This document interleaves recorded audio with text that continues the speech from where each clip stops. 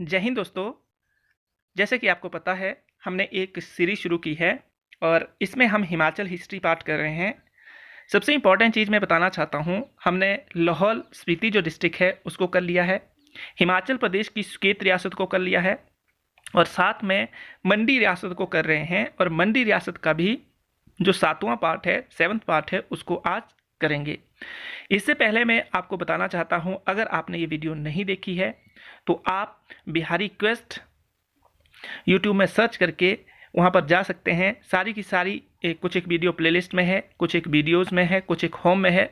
वहाँ पर आप एक्सेस करके इनको देख सकते हैं। और सबसे इम्पॉर्टेंट चीज़ क्या है कि अगर आपने मंडी के जो 6 पार्ट है उनको नहीं देखा हुआ है तो मंडी की जो हिस्ट्री है उसको समझना थोड़ा सा कॉम्प्लिकेटेड हो सकता है, आपको समझ नहीं आ सकता है। तो पहले क्या करो, प्रीवियस टाइम की जो वीडियो है पार्ट 6 पार्ट 5 उनको देखो, तो उससे क्या होगा कि आपको अच्छे से समझ आ जाएगी। नहीं तो इससे पहले अगर देख लेते हैं डायरेक्टली बीच में से कोई वीडियो उठाकर देख लोगे तो इससे क्या होगा, आपको समझने में थोड़ी सी दिक्कत आ सकती है। तो आई होप अगर नहीं देखी आपने ये वीडियो तो आप जाकर इन वीडियो को देख सकते हैं। तो आज शुरू करते हैं आगे वाला पार्ट। और आगे वाला पार्ट जो है ये है शमशेर सेन का बचा हुआ पार्ट। कल हमने पार्ट 6 तक जो बात की थी उसके बाद कुछ एक पार्ट बचे थे। जब शमशेर सेन का अंतिम घड़ी है तो क्या करता है, उसका भाई धुल चटिया उसके ऊपर अटैक कर देता है। ये मैं कल की वीडियो में बता चुका हूँ। और उसका जो बेटा है सुरमा सेन, वो क्या करते हैं, उसकी सुरक्षा के लिए उसकी माँ जो संसार चंद की बहन है और जो शमशेर सेन है उसकी पत्नी है वो, और साथ में उनका एक गुरु है जिस गुरु का नाम है सुरमा सेन, सॉरी राम प्रसाद बैरागी। वो क्या करते हैं, इस सुरमा सेन को सुकेत में भेज देते हैं। कहाँ भेज देते हैं दोस्तों, सुकेत में भेज देते हैं।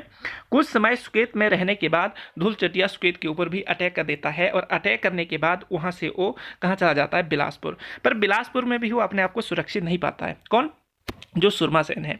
तो वहाँ से आपने मीन नाना जी के घर आ जाता है, सॉरी मामा जी के घर आ जाता है। तो मामा जी के घर आने के बाद क्या होता है, वहाँ पर रहता है और बाद में क्या बनता है, राजा भी बनता है। जो धुल चटिया है उसके बाद राजा भी बनता है। तो ये आपको कल वाली वीडियो में बताया था। आज हम बात करेंगे आगे का पार्ट जो है उसके बारे में बात करेंगे। तो यहाँ तक आपको पता चल गया होगा शमशेर सेन क्या था। जब शमशेर सेन राजा बना तो मैंने आपको एक बात बताई थी कि जापू को वजीर बनाया था, क्योंकि ये शमशेर सेन कार्यभार नहीं संभाल पाता था। तो सारा का सारा जो कार्यभार था वो किसके हाथ में हुआ करता था, जापू के हाथ में हुआ करता था। पर जो शमशेर सेन की माँ थी, जो उस वो क्या करती थी, राजपाट चलाया करती थी। और उसके मंडी के कुछ एक लोगों ने, उसमें धर्मनाथ एक व्यक्ति है, हरिदास एक व्यक्ति है, उन्होंने कान भर दिए। और कान भरने के बाद क्या किया कि जो शमशेर सेन की माँ थी उसने क्या किया, जापू को मतलब पद से हटा दिया। तो इसके बाद शमशेर सेन की जो पावर थी वो कम हो गई और धुल चटिया जो उसका भाई था उसने इस मौके का फ़ायदा उठाया और शमशेर सेन के ऊपर कुछ टाइम तक अटैक कर लिया। और शमशेर सेन जो था वो क्या रहा, नामात्र का राजा रहा। और जो आपका धुल चटिया था, सारी की सारी पावर जो थी उसके हाथ में आ गई।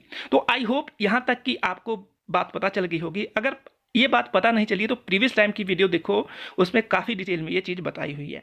तो आगे क्या होता है कि शमशेर सेन के समय में ही क्या होता है, सुरमा सेन क्या करता है, जो उस वक्त नदौन में था। और मैंने बताया कि इसको क्यों ये नदौन क्यों गया। तो जब धुल चटिया ने अटैक कर दिया तो उसकी जो माँ थी वो कटोच वंश की राजकुमारी हुआ करती थी, उसने और साथ में जो सुरमा सेन थे उनके गुरु थे, गुरु का नाम जो मैंने कल भी बताया था, आज फिर एक बार मैं बताना चाहता हूं कि राम प्रसाद बैरागी थे। और आपके लिए यहाँ से इम्पोर्टेंट क्या है कि आपसे पूछा जा सकता है कि राम प्रसाद जो बैरागी है उसका संबंध किस जिले से है, राम प्रसाद बैरागी। तो दोस्तों ये आपके लिए इम्पोर्टेंट है, पूछ सकते हैं सुकेत मंडी। तो ये कहाँ का मतलब शिक्षक था, ये शिक्षक था और किसका, सुरमा सेन का शिक्षक था। उसकी शिक्षा का प्रबंध इस व्यक्ति ने किया था। तो आई होप आपको ये बात पता चल गई होगी। तो उन्होंने क्या किया, इसे सुकेत में भेज दिया। मैं पहले भी बता चुका हूँ और अभी दोबारा से रिपीट कर रहा हूँ क्योंकि यहाँ से ढेर सारे क्वेश्चन बनने के चांसेस है। तो सुरमा सेन कहाँ का राजा है, मंडी का राजा है। और किसका बेटा है? शमशेर सेन का बेटा है।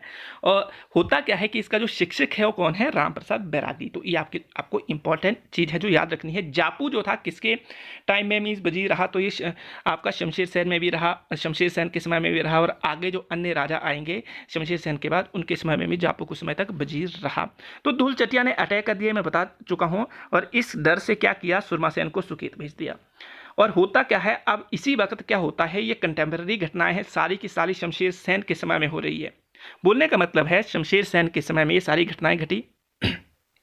अब हुआ क्या कि 1743 और ये 44 लिखना था मैंने, मिस्टेक है ये, ठीक है।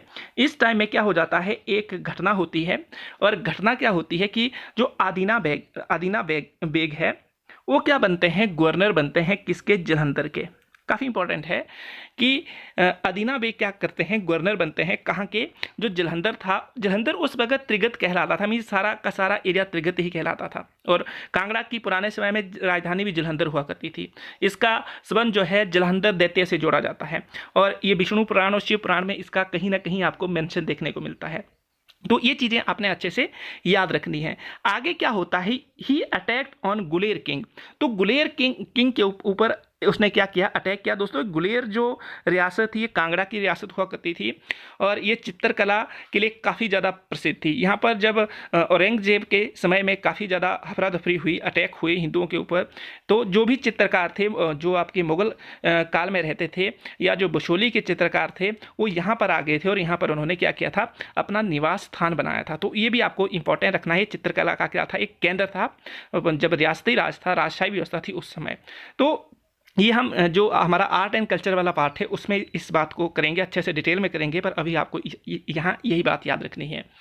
तो किंग दिलीप जो है वो उसके ऊपर अटैक करता है, और ये जो राजा है दिलीप सिंह, ये क्या कर देता है? अपने आप को सरेंडर कर देता है। क्या कर देता है? सरेंडर कर देता है। और सरेंडर करने के साथ साथ ही अदीना बेग क्या करता है? ये मुगल है, अदीना बेग क्या है? एक मुगल गवर्नर है, और जालंधर का गवर्नर बनता है। अन्य रियासतों के ऊपर भी अटैक कर लेता है, और उन रियासतों को भी क्या करता है? अपने कब्जे में ले आता है। उनमें कुछ एक रियासतें हैं, जैसे कि यहाँ पर नूरपुर लिखा हुआ है। दोस्तों नूरपुर के बारे में काफ़ी इंपॉर्टेंट चीज़ ये याद रखनी है कि इसे gateway of natural gateway of Himachal Pradesh बोला जाता है।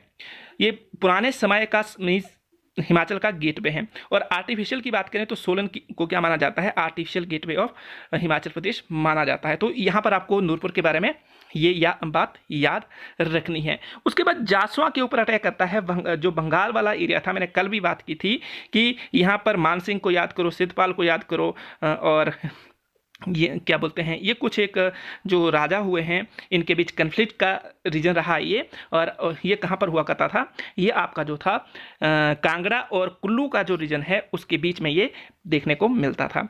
सबसे इंपॉर्टेंट चीज़ क्या है कि वो अटैक करना चाहता था यहाँ, किसके ऊपर अटैक करना चाहता था? अटैक करना चाहता था ये मंडी के ऊपर। कौन? अदीना बेग। जो अदीना बेग था वो किसके ऊपर अटैक करना चाहता था? मंडी के ऊपर अटैक करना चाहता था। पर जो ये दिलीप सिंह है उसने बताया कि जो मंडी का राजा शमशेर सेन है वो काफ़ी पावरफुल है, तो आपको अटैक नहीं करना चाहिए। तो क्या किया उसने? उसकी बात मान ली। पर सडनली क्या होता है, उसी वक्त क्या होता है कि शमशेर सेन का एक मैसेंजर आता है, और वो दिलीप सिंह को मैसेज देता है कि मैं क्या कर रहा हूँ? अपने आप को सरेंडर कर रहा हूँ, मैं कोई युद्ध नहीं करूँगा। किसके साथ? जो आपका अदीना बेग है। अदीना बेग से कोई भी मतलब मैं दुश्मनी नहीं लेना चाहता हूँ। तो इससे क्या होता है, अदीना बेग काफ़ी खुश हो जाता है कि वाह यार, मतलब मैं तो क्या करूँगा कि बिना मीन्स युद्ध किए मुझे ये सारा कुछ मिल रहा है, मीन्स सरेंडर कर रहा है शमशेर सेन। तो इसके बाद क्या होता है कि वो क्या करता है? अटैक नहीं करता मंडी के ऊपर, और वापस कहाँ चला जाता है? जालंधर चला जाता है, जो उसका क्या है? निवास स्थल है, वहाँ पर वो रहता है, वहाँ से पूरी शासन व्यवस्था देखता है। साथ में इंपॉर्टेंट चीज़ है कि वो बीजापुर का जो रीजन है उस वक्त ये कांगड़ा में हुआ करता था, उसको मंडी को दे देता है। तो अदीना जो बेग है वो कहाँ चला जाता है?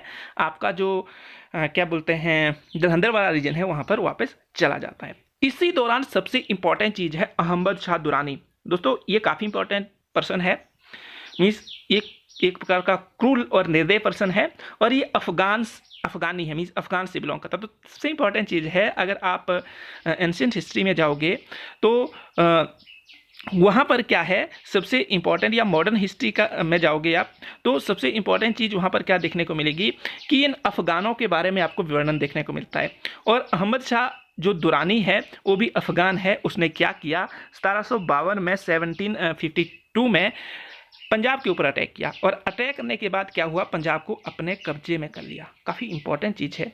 और इसी वक्त जो किंग था उस वक्त मुगल शासक जो था वो था अहमद शाह। तो यहाँ पर आपको 3-4 चीज़ें याद रखनी है कि जब अहमद शाह दुरानी ने क्या बोलते हैं भारत पर अटैक किया, और किस रीजन पर अटैक किया था, पंजाब वाले रीजन पर अटैक किया, तो उस वक्त मुगल शासक कौन था, तो अहमद शाह। और उस वक्त मंडी का शासक कौन था, शमशेर सेन। अब हुआ क्या, उसने पंजाब को अपने कब्जे में कर लिया, और अफगान आर्मी जो थी, जो sorry when he came back to Afghan, जब वो अफगान चला गया, अफगान मीन्स अपने जो देश था उसका, वहाँ चला गया, तो पंजाब वाले रीजन में जो सिख थे ना, उन्होंने अपने आप को यूनाइट कर लिया और छोटी छोटी मिसलें बना ली थी, और इन मिसलों की संख्या थी 12। तो ये कितनी मिसलें थी, सिख की 12 थी। उसमें ऐसे मतलब आपको जैसा सिंह रामगढ़िया या जयसिंह कन्हैया ऐसे ऐसे लीडर देखने को मिलते हैं। तो ये 12 मिसलें थी, ये आपको याद रखना है। और जैसे ही अफगान नेता हिली एरिया जो थे उनको उसने अपने अधीन नहीं किया, उसने पंजाब को अपने अधीन किया। पंजाब को अधीन करने के बाद वो चला गया अफगान। तो इसी वक्त क्या हुआ कि जो अहमद शाह थे उनको हिमालय की जो पहाड़ी रियासतें थी उन्होंने कमज़ोर समझकर अपने आप को स्वतंत्र डिक्लेयर कर दिया। तो ये सबसे इंपॉर्टेंट चीज़ है। और उसमें से ये मंडी रियासत भी थी, उसने भी अपने आप को क्या किया था कि मैं भी स्वतंत्र हूँ। अगर अहमद शाह जो है दुरानी का सामना नहीं कर सकते हैं तो मतलब हमारे साथ कैसे लड़ाई करेंगे, हमारे साथ तो छोटे मोटे मुगल शासक है। तो इसके बाद क्या हुआ कि जैसे ही ये बात किसको पता चली, जो आपके दुरानी जी थे, तो दुरानी जी को मीन्स ये बात अच्छी नहीं लगी। जो हिली रियासतें थी उसने क्या, उन्होंने अपने आप को स्वतंत्र कर लिया। साथ में जो अहमद शाह थे, मतलब राजा उस वक्त मुगल शासक थे, उसने क्या किया कि मराठों से हेल्प लेना शुरू कर दी। क्या किया, मराठों से हेल्प ली कि हम क्या करेंगे, जो लाहौर में जो अफगानी है उनको वहाँ से भगा देंगे। अब हुआ क्या कि अदीना बेग को मराठों ने वहाँ का सूबेदार बना दिया कि लो भाई हम हेल्प करेंगे, पर जो कमांडर होंगे, एज अ सेनापति होंगे, वो आप ही आगे लीड करेंगे। तो आई होप यहाँ तक आपको पूरा का पूरा जो हिस्टोरिकल पार्ट है शमशेर सेन के समय में जो घटनाएं हुई है वो पता चल गई होगी। तो आगे चलते हैं। आगे वाला जो इसका पार्ट है वो है शमशेर सेन, और साथ में कंटेम्प्रेरी इंसिडेंट जो होते हैं, अन्य जो इंसिडेंट होते हैं। अब ये सारी घटनाएं हो गई जैसे ही दुरानी को ये पता चलता है कि अच्छा हिमाचल की जो ये पहाड़ी रियासतें हैं वो ऐसा कर रही है, और मराठों और मुगलों के बीच एक क्या बोलते हैं, एक समझौता हो गया है, संधि हो गई है, और एकजुट होकर मेरा सामना करना चाहते हैं। तो वह दोबारा से अटैक कर देता है। और अटैक कब करता है, 1759 में, 1759 में अटैक कर देता है पंजाब के ऊपर। और क्या होता है, धड़ाधड़ पंजाब को दोबारा से हरा देता है।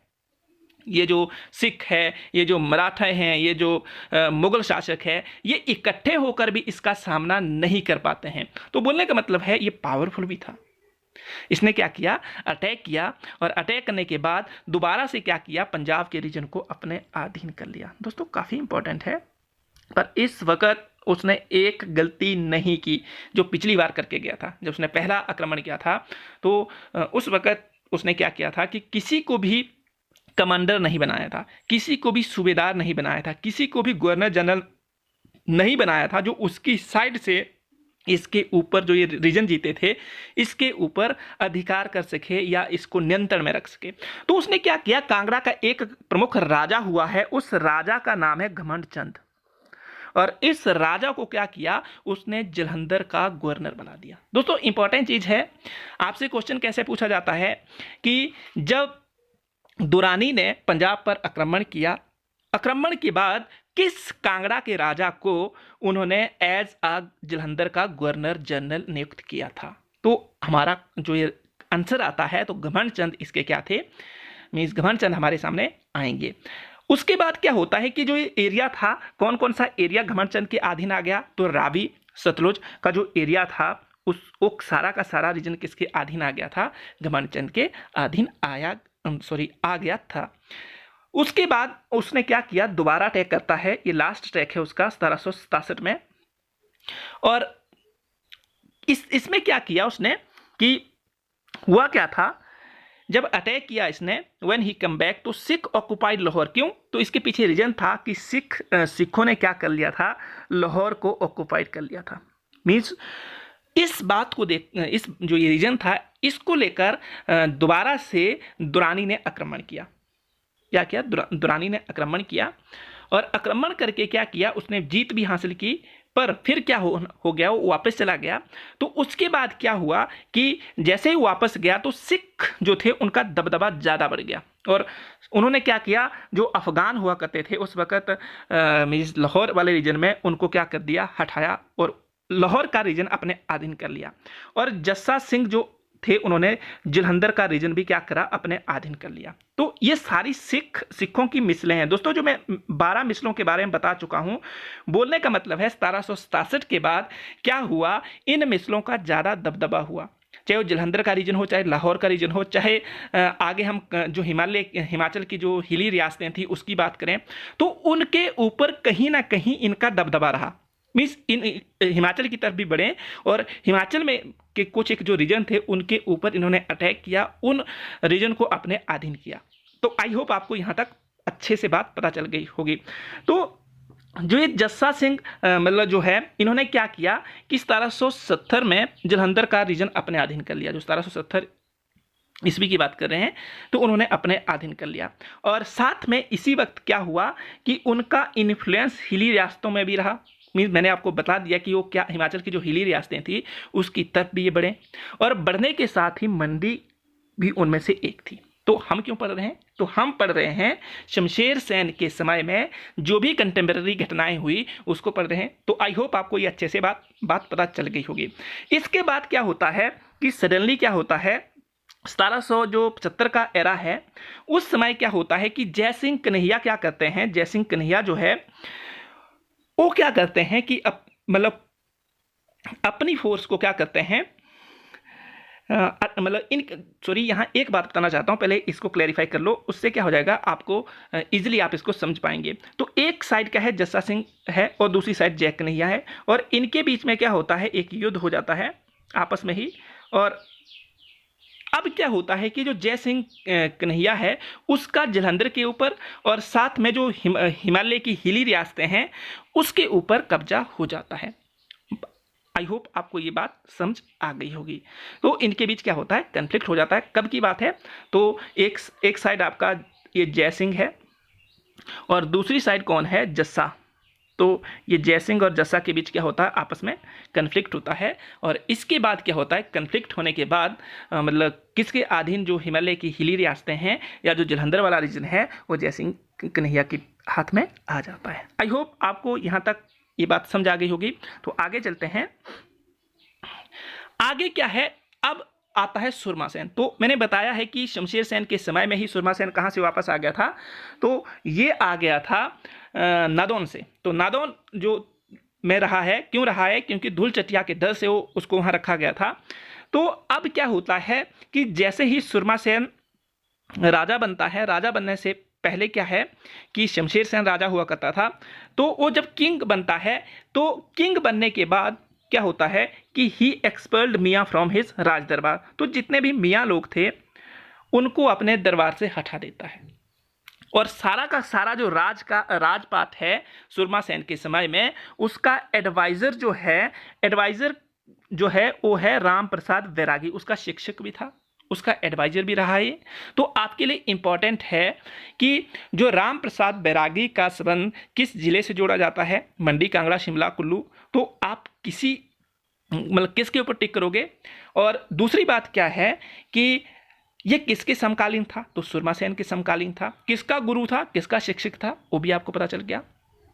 सुरमा सेन के समय में एक कुल्लू का राजा था, मतलब समकालीन था, उसका नाम था प्रीतम सिंह।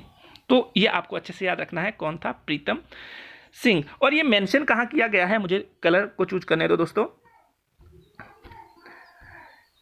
ये मेंशन कहाँ किया गया है, तो जो मेंशन किया गया है ये जो कुल्लू की जो मतलब हिस्ट्री है उसमें ये क्या किया गया हुआ है, मेंशन किया गया हुआ कि उस राजा ने, प्रीतम सिंह ने क्या किया था कि जो मस्तपुर, सरी और अमरगढ़ रीजन थे जो पहले मंडी के अधीन हुआ करते थे, उसको अपने अधीन किया था। वर्तमान में ये आपको सारे के सारे रीजन मंडी में देखने को मिलते हैं। और आगे क्या होता है कि रणजीत सेन, हम सुकेत की हिस्ट्री में ये बात कर चुके हैं अच्छे से, तो सुरमा सेन के समकालीन थे और उसका भाई था किशन सिंह।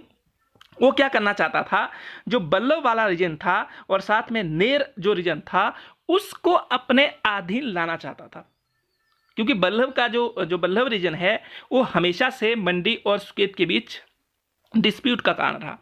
उसने अटैक भी किया पर ऐसा वो इसको जीत नहीं पाया, हार का सामना करना पड़ा, क्योंकि सुरमा सेन क्या था, बहादुर राजा था। आगे इसके समय में एक अन्य कंटेम्पररी घटना हुई है कि जो सैफ अली खान थे वो मुगलों के अंतिम सूबेदार थे, किलेदार थे, ऐसे बोल सकते हैं। कांगड़ा फोर्ट की बात कर रहे हैं, कांगड़ा फोर्ट के ये किलेदार थे। उनकी डेथ हो जाती है कब, 1783 में, और अंतिम किलेदार है। अब सबसे इंपॉर्टेंट चीज क्या है कि संसार चंद जो था एक ड्रीमी किंग था, एक मीन्स एंक्शियस किंग था, आकांक्षी किंग जिसको बोलते हैं, आकांक्षी राजा था। वो क्या करना चाहता था कि जितनी भी हिमाचल की हिली रियासतें थी उनके ऊपर अपना कब्जा करके उन्हें अपने अधीन लाना चाहता था। और रावी और सतलुज और जो ये ब्यास वाला रीजन था इसके ऊपर तो इसकी काफ़ी मतलब टेढ़ी नज़र थी, तो इसको क्या करना चाहता था, अपने अधीन करना चाहता था। तो हुआ क्या, उसने सांठगांठ कर ली। किसके साथ सांठगांठ कर ली, तो जय सिंह के साथ सांठगांठ की कि ये अच्छा मौका है मेरे दोस्त, हमें मिलजुल कर क्या करना चाहिए, कांगड़ा फोर्ट के ऊपर अटैक करके इसे अपने अधीन कर लेना चाहिए। जय सिंह बोलते हैं जी हजूर, बिल्कुल आप सही फरमाए।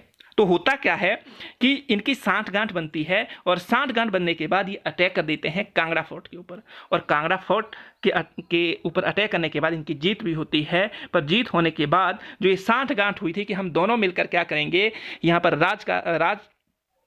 राजपाट का जो कामकाज है उसको करेंगे, बाद जय सिंह मुकर जाते हैं, भाई साहब मैं कुछ नहीं करूँगा, मैं आपके साथ बिल्कुल भी एक पग भी नहीं चलूंगा, एक कदम भी नहीं चलूंगा।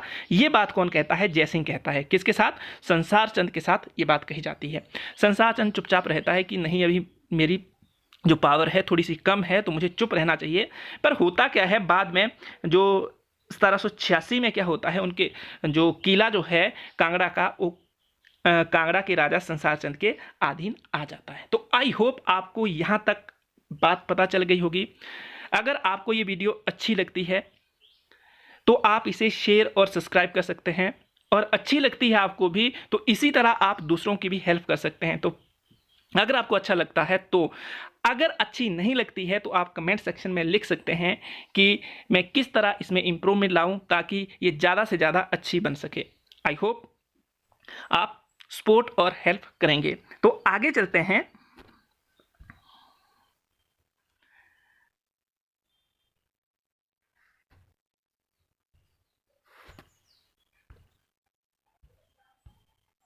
तो आगे जो राजा है, आगे वाला जो किंग है वो है ईश्वरी सेन। तो ईश्वरी सेन जो है वो 1788 से लेकर 1826 के आस पड़ोस में राजा रहता है। तो राजा जब बनता है ये, तो राजा बनने के बाद क्या होता है कि सुरमा सेन की डेथ हो गई है। बिल्कुल, सुरमा सेन की डेथ के बाद ये राजा बनता है। और राजा जब बनता है तो उस वक्त ये जो है 4 साल का है। दोस्तों कितनी कम एज में ये राजा बन गया। और सारा का सारा जो रूल है वो राम प्रसाद बैरागी देखते हैं, मतलब सारा का सारा जो एडमिनिस्ट्रेशन है वो कौन देखते हैं, राम प्रसाद जो बैरागी है उनके हाथ में ये देखने को मिलता है। इसी वक्त जो मियाँ को सुरमा सेन ने निकाल दिया था अपने राज दरबार से कि जो मियाँ लोग हैं उनका मुझे कोई भी सहयोग नहीं चाहिए, तो ईश्वरी सेन के समय में क्या होता है, इनका विद्रोह भी बढ़ जाता है। इनफिल्ट्रेशन का मतलब होता है विद्रोह, इनफिल्ट्रेशन। और साथ में क्या होता है कि ये क्यों होता है, तो मियाँ लोग क्यों विद्रोह करते हैं, क्यों मतलब ईश्वरी सेन का सपोर्ट नहीं करते हैं, तो जो ये राम प्रसाद बैरागी है ना, बैरागी का वैसे मतलब होता है साधु संत, या जिसे जो भौतिकवाद होता है उससे कोई लगाव ना हो, ये हिंदी वर्ड है बैरागी। तो आप अच्छे से याद रख सकते हैं, ये आपका जो पर्यायवाची शब्द पूछे जाते हैं वहाँ पर वो ये वर्ड हेल्प कर सकता है। तो ये जो मियाँ लोग हैं उनको ये बात पसंद नहीं है, और साथ में क्या करते हैं कि जो ये अटैक होता है, अटैक होने के बाद ईश्वरी सेन इतना पावरफुल नहीं, अभी 4 साल का बच्चा है, क्या राजपाट संभालेगा। तो जो राम प्रसाद बैरागी है वो भी एडवाइज़र है, उसे भी कुछ मतलब ज़्यादा राजपाट का या सैनिक व्यवस्था का ज़्यादा नॉलेज नहीं है। तो इस वक्त क्या किया जाता है कि राम प्रसाद बैरागी क्या करते हैं कि राजा संसार चंद से हेल्प मांगते हैं कि राजा जी मेरी हेल्प कीजिए, क्योंकि अगर मियाँ लोग ने अटैक कर दिया तो ईश्वरी सेन को क्या हो सकता है, खतरा हो सकता है, उसकी मतलब उसको कहीं वो किडनैप भी कर सकते हैं, क्योंकि 4 साल का है अभी। तो आप मेरी क्या करो, सॉरी 4 साल ही है, तो आप मेरी हेल्प करो। तो क्या होता है कि जो राजा संसार चंद है उस 1792 में अटैक कर देता है, किसके ऊपर, मंडी के ऊपर। तो ये मंडी के ऊपर अटैक कौन करता है, संसार चंद। और इसी वक्त क्या करता है कि जो सुकेत का राजा है वो क्या करता है, अपने आप को सरेंडर कर लेता है, क्योंकि उस वक्त जो संसार चंद राजा है काफ़ी स्ट्रांग राजा है, सारे जो हिमालय या हिली रीजन के राजा है उनसे डरते हैं। और हटली का रीजन जो है वो क्या करता है, सुकेत को दे देता है, कोई बात नहीं भाई आप टेंशन मत लो, मैं आपके साथ में हूँ, आपने अगर सरेंडर किया तो लो ये वाला रीजन अपने पास रख लो। तो जो हटली वाला रीजन है जो किसके अधीन हुआ करता था, मंडी के अधीन हुआ करता था, उसको कहाँ दे दिया जाता है, ईश्वरी सेन को दिया जाता है। आई होप आपको अच्छे से बात ये पता चल गई होगी। और चौहार वाला रीजन जो है वो किसको दिया जाता है, कुल्लू को। तो यहाँ से क्वेश्चन पूछा जाता है किस राजा ने मंडी का चौहार वाला रीजन कुल्लू को दिया। आप सोचेंगे मंडी का कोई राजा होगा, नहीं, ये जो संसार चंद था कांगड़ा का उसने ऐसा किया था। अनंतपुर का रीजन जो है अपने पास रखता है, क्योंकि वहाँ पर आपको अनंतपुर का एक मैंने स्टोरी बताई थी प्रीवियस वाली वीडियो में, अगर आपको पता नहीं है तो आप पता कर सकते हैं, अगर पढ़ा नहीं है आपने तो उसको जाकर देख सकते हैं, वहाँ आपको अच्छे से पता चल जाएगा। मैं यहाँ इसको डिस्क्राइब नहीं करूँगा। तो आगे क्या होता है कि कमला फोर्ट क्या होता है, जो मंडी का राजा है उसके अधीन रहता है। पर सबसे इंपॉर्टेंट चीज़ क्या है कि जो कांगड़ा का राजा है उसने ऐसे हेल्प नहीं की, उसने अपना फ़ायदा देखा था। वो क्या करना चाहता था, मंडी को भी अपने अधीन करना चाहता था। तो उसने अरेस्ट तो किया किसको, ईश्वरी सेन को, पर उसके ब्रदर को भी अरेस्ट कर लिया। क्यों, क्योंकि उसे डर था कि आने वाले समय में जो उसका ब्रदर है वो भी मेरे साथ क्या कर सकता है, मतलब टसल कर सकता है। तो जालिम सेन और ईश्वरी सेन को इस दौरान जो राजा संसार चंद था वो कहाँ ले गया, सुजानपुर में ले गया। कुछ समय उसने सुजानपुर में रखा और फिर कहाँ ले गया, वो ले गया नादौन में। और नादौन में कब तक रखा, तो उसने क्या किया, उसको 1805 तक रखा। माना जाता है कि 20 वर्ष तक उनको जेल में रखा गया। और जब गोरखा अटैक करते हैं तो उस वक़्त क्या किया जाता है, उनके द्वारा जो ये ईश्वरी सेन है और जो उसका भाई है उसको छुड़वाया जाता है। तो आई होप आपको यहाँ तक ये बात पता चल गई होगी। अब हुआ क्या कि ये जब मंडी को उसने जीत लिया, सुकेत उसके अधीन हो गया, तो वो और पावरफुल हो गया। वाह, अब तो मैं क्या हो गया हूँ, राजा हो गया हूँ, अब मेरे सामने कोई छोटे मोटे राजा नहीं टिक सकते हैं। तो हुआ क्या, उसने अटैक किया किसके ऊपर, बिलासपुर के ऊपर। बिलासपुर के राजा को भी मीन्स हार का सामना करना पड़ा। पर उस वक्त क्या हुआ कि हार का सामना करने के बाद जो बिलासपुर का राजा था उसका नाम था महान चंद। उसने इनवाइट किया जो उस वक्त गुरखा लोग थे उनको कि आप क्या करो, मेरी सहायता करो। और सहायता करने के साथ साथ ही अगर आप मेरी सहायता करते हैं तो क्या होगा, जो हिमालय की हिली रियासतें हैं उसको जीतने में मैं आपकी हेल्प करूंगा। तो जो उस वक्त गुरखा एक मीन्स पावरफुल थे और उनका जो यश था वो चारों दिशाओं में गूंज रहा था। उन्होंने क्या किया, अटैक कर दिया किसके ऊपर, संसार चंद के ऊपर। और ये युद्ध कहाँ हुआ, अटैक जब किया तो 1805 और 6 का जो पीरियड है उस वक्त ये बात मतलब उस वक्त ये घटना हुई मानी जाती है। तो इस वक्त क्या हुआ कि एक जगह है महल मोरियां। दोस्तों मैं आपको एक बात बताना चाहता हूँ कि पहले महल मोरियां जो जगह थी वो कहाँ पर हुआ करती थी, कांगड़ा में हुआ करती थी। वर्तमान में क्या है, ये हमीरपुर में देखने को मिलती है। जो भोरंज तहसील है उसमें ये जो जगह है महल मोरियां वो देखने को मिलती है। तो आई होप आपको पता चल गया होगा कि यहाँ पर क्या होता है। तो ये युद्ध होता है किसके बीच? एक साइड महाराजा अधिराज संसार चंद, दूसरी साइड नेपाल की पावरफुल जो शक्ति है वो गोरखा के बीच एक युद्ध होता है। और कहाँ पर होता है? ये महल मोरिया में होता है। सबसे इंपॉर्टेंट चीज क्या है कि जो कांगड़ा का राजा है, कौन? संसार चंद, वो डिफीट हो जाता है। उसे अपना जो पावरफुल मान रहा, अपने आप को शक्तिशाली मान रहा था, उसके ऊपर क्या आती है? उसे शर्म आती है कि देखो मैं किससे हार गया हूँ। नेपाल की एक शक्तिशाली जो उस वक़्त सेना थी गोरखों से उसे हारना पड़ता है। और जो गोरखा क्या करवाते हैं, ईश्वरी सेन को क्या करते हैं और उसके भाई को नादौन से आज़ाद भी करवाते हैं। तो उन्हें फ्रीडम भी दिलवाई जाती है। सबसे इम्पॉर्टेंट चीज़ क्या है कि हार के बाद क्या करते हैं गोरखा लोग? नहीं मानते हैं। वो कांगड़ा फोर्ट को भी क्या करना चाहते हैं? अपने कब्जा में करना चाहते हैं। क्यों? क्योंकि संसार चंद ने क्या कर लिया है? अपने आप को वहाँ छुपा के रखा है। हारने के बाद उसने वहाँ पर शेल्टर लिया और शेल्टर के बाद गोरखों ने उसे सीज किया और 3 साल तक उन्होंने सीज करके रखा। काफ़ी इंपॉर्टेंट चीज़ है दोस्तों, 3 साल तक उन्होंने इसे क्या कर रखा? सीज करके रखा, 1806 से लेकर 1809 तक। और माना जाता है कि जो मतलब उस वक़्त संसार चंद राजा था तो उसे क्या करना पड़ा था? खाने की व्यवस्था मतलब करनी पड़ी थी और कई दिनों तक उसे भूखे भी रहना पड़ा था। तो आगे क्या होता है कि इस दौरान क्या करता है जो राजा संसार चंद है, वो महाराजा रणजीत सिंह से हेल्प मांगता है, जो सिख के उस वक्त पावरफुल राजा है। और इनका शासन जो है पूरे लाहौर में, जो उस वक्त सतलुज के पार वाला रीजन था, उस वक्त तक मतलब उस रीजन तक फैला हुआ था, उनसे हेल्प मांगते हैं। वो पहली बार तो हेल्प को रिजेक्ट कर देते हैं, दूसरी बार हेल्प मांगते हैं, वो क्या करते हैं कि मान जाते हैं, पर कुछ एक शर्तें रखी जाती हैं। शर्तें हम कांगड़ा की हिस्ट्री में करेंगे और उनकी हेल्प करते हैं। और एक युद्ध होता है किसके बीच? जो ये गोरखा लोग हैं और साथ में जो सिख है उनके बीच एक युद्ध होता है। और युद्ध में क्या होता है कि जो आपके ये क्या बोलते हैं गोरखा लोग हैं, उनकी हार हो जाती है। और जो आपका महाराजा रणजीत सिंह, सॉरी महाराजा जो रणजीत सिंह है, वो उनकी जीत हो जाती है। और इसी दौरान क्या करते हैं, वो मंडी के ऊपर भी 30,000 का टैक्स लगा देते हैं। काफ़ी इंपॉर्टेंट चीज़ है। और इस काम को मीन्स करने का अंजाम देने वाला जो व्यक्ति है वो है जमदार कुशल सिंह। बोलने का मतलब है टैक्स कलेक्ट करने का काम इस व्यक्ति को दिया जाता है। आई होप आपको ये जो स्लाइड है अच्छे से समझ आ गई होगी। ईश्वरी सेन के समय में कौन कौन सी घटनाएं हुई, हमें क्या क्या याद रखना है। महल मोरिया को याद रखना है, 1805 और 6 का जो पीरियड है उसको याद रखना है। सबसे इंपॉर्टेंट चीज़ है ईश्वरी सेन और जालिम सेन को याद रखना है। चुहार और जो आपका हटली वाला रीजन है उसको याद रखना है। तो ये कुछ एक चीज़ें हैं जो आपको अच्छे से याद रखनी है। महाराजा रणजीत सिंह को यहाँ याद करना है। तो आगे चलते हैं। आई होप आपको अच्छे से पता चल गया होगा। आगे चलते हैं।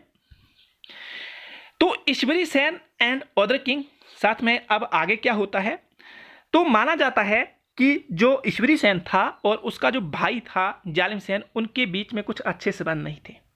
ये माना जाता है। हिस्ट्री में, मंडी की हिस्ट्री में वर्णन मतलब लिखा गया हुआ है। और इसीलिए क्या करता है कि जो ये जालिम सेन है ये लाहौर चला जाता है। और लाहौर में क्या करता है, जो रणजीत सिंह उस वक्त फेमस राजा है सिखों का, उनके साथ सांठगांठ कर लेता है और बोलता है कि अगर आप मुझे राजा बना दोगे तो मैं आपको क्या दूंगा, 1 लाख एज अ टैक्स दूंगा। जो हमारे महाराजा रणजीत सिंह जी है वो मान जाते हैं, कोई बात नहीं मैं ऐसा करूंगा। वो प्रॉमिस करते हैं। प्रॉमिस मीन्स फुलफिल करने के लिए प्रयास भी होते हैं। पर माना जाता है कि बाद में जो ईश्वरी सेन और जो जालिम सेन है उनके संबंध अच्छे हो जाते हैं। और जो महाराजा रणजीत सिंह है वो काफ़ी ज़्यादा रुष्ट होते हैं और मंडी के ऊपर अटैक भी करते हैं। पर मंडी को अपने आधी नहीं करते हैं, क्योंकि जो गुरु गोविंद सिंह का दिया हुआ वचन था,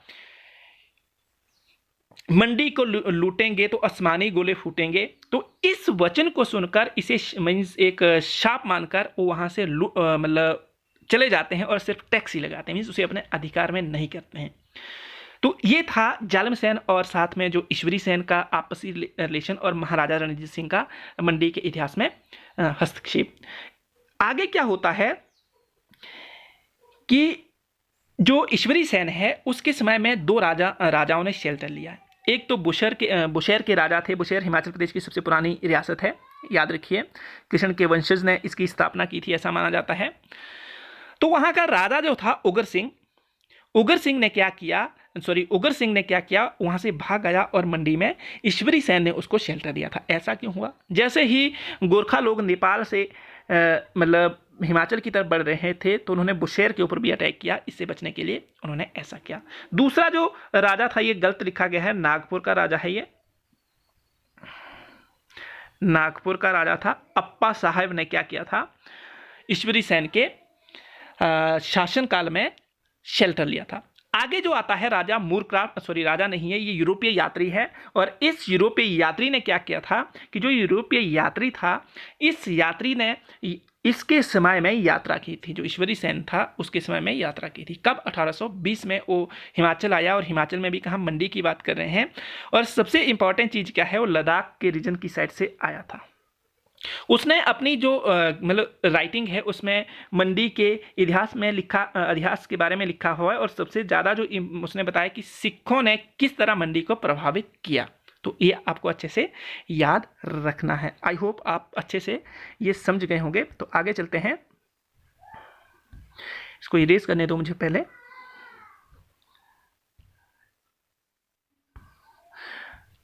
तो आपको जो कल क्वेश्चन दिए थे उसके मैं आंसर बताऊंगा। तो आंसर जो है, पहला क्वेश्चन था, which instrument is use to measure heart beat. दोस्तों, हार्ट की बीट को या हार्ट की जो स्पंदन होता है, हार्ट की जो बीटिंग होती है, उसको मेजर करने के लिए कौन सा यंत्र यूज किया जाता है? तो ये स्टेथोस्कोप होता है। मैं आगे आपको इसकी पिक्चर दिखाऊंगा। डॉक्टर इसके माध्यम से ये पता करते हैं कि आपके हार्ट की जो धड़कनें हैं वो चल रही है या नहीं चल रही है, या क्या उसमें क्या बोलते हैं, उसकी गति कम है या ज़्यादा है। तो इस तरह क्या किया जाता है, उस इंस्ट्रूमेंट से पता किया जाता है। नेक्स्ट वन जो क्वेश्चन है वो है, what is a function of phloem. दोस्तों, आपको मैं एक बात बताना चाहता हूं कि जो प्लांट है वो अपना फूड खुद बनाते हैं, ये सबको पता होगा। इस प्रोसेस को फोटोसिंथेसिस या प्रकाश संश्लेषण कहा जाता है। और जो ये भोजन बनाने की प्रक्रिया होती है वो पत्ती में होती है। और पत्ती में क्या होते हैं, छोटे छोटे छेद होते हैं जिसे स्टोमेटा कहते हैं। जब इन पत्तियों में भोजन बन जाता है तो भोजन बनने के बाद उसको लेकर जाना होता है। मीन्स डिफरेंट जो पार्ट होते हैं, फ्रूट या फ्लावर या फिर स्टेम, वहाँ पर हर एक पार्ट को क्या चाहिए, भोजन चाहिए, एनर्जी चाहिए। क्योंकि तभी जाकर क्या होगा, एक मीन्स काम कर पाएंगे और सांस ले पाएंगे। तो ये पत्ती से अगर भोजन पौधे के किसी अन्य पार्ट तक पहुंचाना है तो वो सारा का सारा जो काम किया जाता है वो जो फ्लोएम टिश्यू होता है उसके द्वारा किया जाता है। और ये जो टिश्यू है ये एलाइव टिश्यू होता है, बोलने का मतलब जीवित टिश्यू होता है। तो आई होप आप अच्छे से समझ गए होंगे कि जो फ्लोएम टिश्यू होता है वो कहाँ पर होता है, ये प्लांट में होता है। और दोस्तों, ये दोनों साइड में क्या कर सकता है, मूवमेंट कर सकता है। बोलने का मतलब ऐसे भी मूवमेंट, ऐसे भी इसमें मोशन होता है, ऐसे ही मोशन होता है, मीन बोथ साइड कर सकता है। जैसे कि मैंने एक क्वेश्चन दिया था पीछे, मतलब प्रीवियस टाइम की वीडियो में, वहाँ पर हमने जाइलम की बात की थी। तो जाइलम क्या होता है, वन साइड ही मतलब जो आपके H2O होता है और साथ में मिनरल जो होते हैं उनको वन साइड ही ले जाता है रूट से। पर इसमें ऐसा नहीं होता है, ये हर एक डायरेक्शन में क्या करता है, मूवमेंट करता है। तो आई होप आपको ये पता चल गया होगा। साथ में ये डेड टिश्यू है और जो आपका फ्लोएम है वो क्या है, आपका एलाइव टिश्यू है। आगे चलते हैं, नेक्स्ट वाला जो क्वेश्चन है, Pongal is celebrated in which state. दोस्तों, जो पोंगल है ये आपका पहली बात, it is derived from Tamil word. ये क्या है, तमिल वर्ड है। तो बोलने का तमिलनाडु में ये त्यौहार मनाया जाता है, आप समझ गए होंगे। और इसका मतलब होता है उफान। इसका मतलब क्या होता है, उफान, या इसी को कहते हैं विप्लव। ये हिंदी वर्ड है, विप्लव, उफान या विप्लव। तो ये इसका मतलब होता है तमिल में। और ये त्यौहार कहाँ मनाया जाता है, तो ये तमिलनाडु में मनाया जाता है। और तमिलनाडु में क्या जो मनाया जाता है, किस उद्देश्य के लिए मनाया जाता है, तो फसल की जो कटाई होती है रबी की, उसके उपलक्ष्य में मनाया जाता है। साथ में इस त्यौहार में क्या देखने को मिलता है, भाईचारा। आगे मैं पिक्चर के माध्यम से बताऊंगा। और संस्कृति का ये एक अच्छा, इसको मुझे रेज करने दो, संस्कृति के बारे में बताता है। संस्कृति के साथ में ही एक चीज और होती है, जो हम भाईचारे की बात करते हैं, और फसल की कटाई इस वक्त होती है। इसे उत्तर भारत में उत्तरायण, जिसको हम लोहड़ी बोलते हैं, जो पंजाब या हिमाचल के रीजन में भी मनाई जाती है, उस नाम से जाना जाता है। तो आई होप आप अच्छे से ये समझ गए होंगे। आगे नेक्स्ट वन है कि लाइट ईयर, जिसको हम प्रकाश वर्ष बोलते हैं, प्रकाश वर्ष जो है ये किसकी एसआई यूनिट है? तो ये दोस्तों जो है दूरी की एसआई यूनिट है। ये आपको ऐसे डिट्टो याद रखना पड़ेगा, ऐसे क्वेश्चन पेपर में पूछे जाते हैं। और दूसरी बात क्या होती है, जब सन का प्रकाश जो होता है वो अर्थ तक जो पहुंचता है तो किस प्रक्रिया के द्वारा पहुंचता है? तो वो होता है रेडिएशन, या जिसको बोलते हैं विकिरण। ये बिना माध्यम के चलता है। ये विकिरण ऐसा सिस्टम है, ऐसा प्रोसेस है जिसमें प्रकाश का जो ट्रांसपोर्टेशन होता है विदाउट एनी मीडियम होता है। तो ये आपको अच्छे से याद रखना है। आई होप आप अच्छे से समझ गए होंगे। आगे हैं व्हेन नौजवान भारत सभा वाज फॉर्म। दोस्तों ये मार्च की बात है, और मार्च 1926 में इसकी स्थापना हुई थी, और इसके जो संस्थापक थे भगत सिंह जी थे। इंकलाब जिंदाबाद के नारे को उन्होंने काफ़ी फेमस किया था। मेरा रंग दे बसंती चोला, मेरा रंग दे बसंती चोला, ये उनका गाना था। अगर आप लोगों ने the land of Bhagat Singh movie देखी हुई है तो उसमें इनके मतलब जो करेक्टर को काफ़ी अच्छे से दिखाया गया है, भगत सिंह का जिन्होंने रोल किया हुआ है। तो कुछ इस तरह का उनका क्या था, मतलब नेचर था। और ये क्या थे? क्रांतिकारी थे। क्या थे? क्रांतिकारी थे। इन्होंने एक किताब लिखी, मैं नास्तिक क्यों हूं, व्हाई एम आई एथिस्ट। तो ये आपको अच्छे से याद रखनी है ये बातें। साथ में क्या हुआ कि इस जो ये सभा बनी थी इसके ऊपर प्रतिबंध लगा दिया गया था 1928 में, जब साइमन कमीशन भारत आया, जब सैंडर्स की हत्या की गई थी, तो उसके बाद इस सभा के ऊपर बैन लगा दिया गया था। ब्रिटिशर ने इस सभा को बोलने का मतलब है प्रतिबंधित कर दिया गया था। तो ये आप अच्छे से पता कर सकते हैं। और इस जो सभा का मतलब बनना जो निश्चित हुआ था वो 1924 में जो HRA बना था उसमें ये डिसीजन लिया गया था कि कोई ऐसी सभा भी बनाई जाएगी आने वाले समय में। HRA का मतलब है हिंदुस्तान रिपब्लिक एसोसिएशन, और इसके जो संस्थापक थे वो सचिंदर सन्याल थे, और उनके साथ फिर भगत सिंह, चंद्रशेखर भी अन्य व्यक्तियों का नाम भी लिया जाता है। तो आई होप आपको ये अच्छे से बात पता चल गई होगी। आगे चलते हैं। तो दोस्तों ये जो स्टेथोस्कोप है वो कुछ इस तरह का देखने को मिलता है। आप सबने देखा होगा जब अगर आप हॉस्पिटल में गए हैं तो। साथ में जो ये फ्लोएम टिश्यू है ये कुछ इस तरह का देखने को मिलता है। ये आपको प्लांट के अंदर देखने को मिलता है। इसका स्ट्रक्चर इस तरह होता है, और ये इसका जो फंक्शन होता है वो जो आपका फूड होता है या जो अन्य वैल्यूएबल जो मैटर होते हैं वो प्लांट के डिफरेंट पार्ट तक इसके द्वारा पहुंचाए जाते हैं। आई होप आपको ये पता चल गया होगा।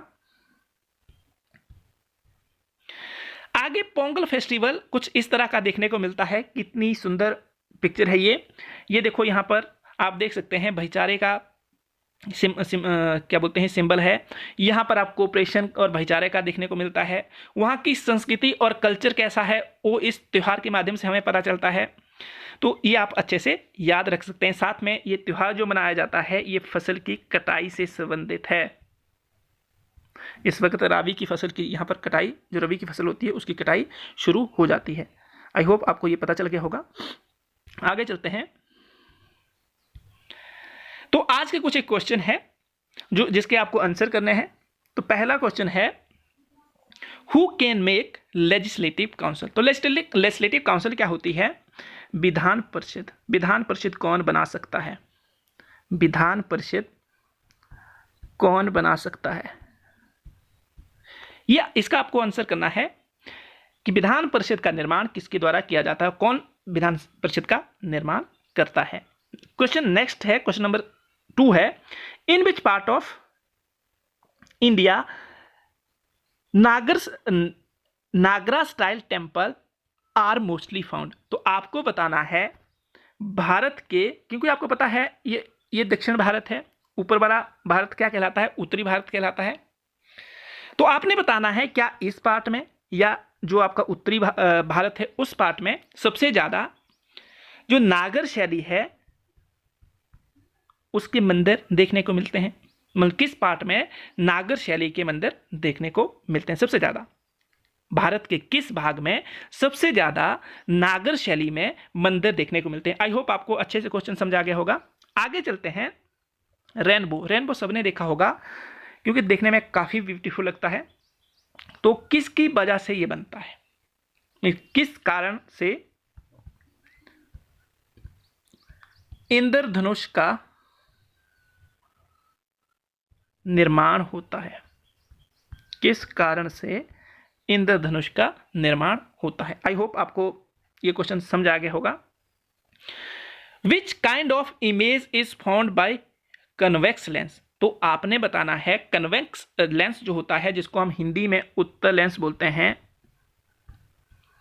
उससे कौन सी इमेज बनती है या कैसी इमेज बनती है। तो ये आपने बताना है और कुछ इस तरह का ये देखने को मिलता है। आई होप आपको ये बात पता चल गई होगी। ये जो जितने भी क्वेश्चन किए हमने वो अच्छे से पता चल गया होगा। और मैं आपसे एक और रिक्वेस्ट करना चाहता हूं कि अगर आपको वीडियो पसंद आती है तो शेयर और सब्सक्राइब करें। अगर पसंद नहीं आती है तो आप कमेंट सेक्शन में लिख सकते हैं, सजेशन दे सकते हैं। अगर पसंद आती है तो आप क्या कर सकते हैं कि इसे शेयर करके दूसरों की भी हेल्प कर सकते हैं। जय हिंद, अपना ध्यान रखिए, अपने परिवार का ध्यान रखिए, खुश रहिए, दूसरों को खुश रखिए। धन्यवाद। जय हिंद, जय भारत।